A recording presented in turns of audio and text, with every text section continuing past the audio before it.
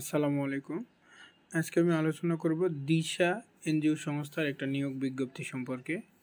এনারা মূলত আপনার ঋণ আদান প্রদান করে, আর এছাড়াও বিভিন্ন সহযোগী সংস্থা, সৌর বিদ্যুৎ, বায়োগ্যাস, উন্নত চুলা কর্মসূচি এগুলোতে জনগণকে সহযোগিতা করে।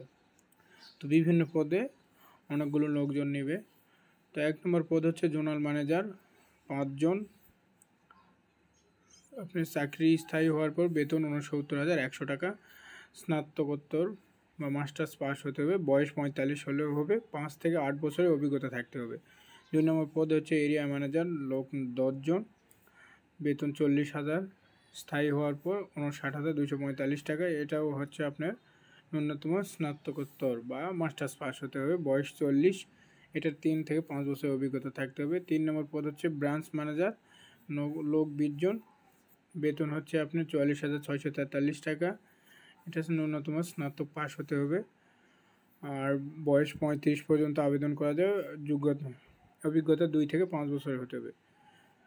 4 নম্বর পদ হচ্ছে সহকারী ব্রাঞ্চ ম্যানেজার, লোক নেবে 20 জন, বেতন হচ্ছে 39,855 টাকা।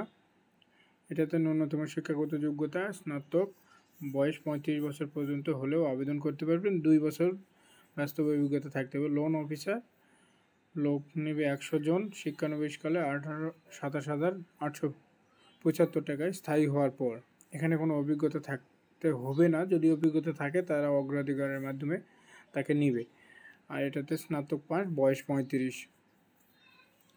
বিভিন্ন শর্ত এখানে নিচে দেওয়া আছে, আপনি ওগুলোকে সুন্দরভাবে পড়ে আবেদন করতে পারবেন। আবেদন মূলত তারা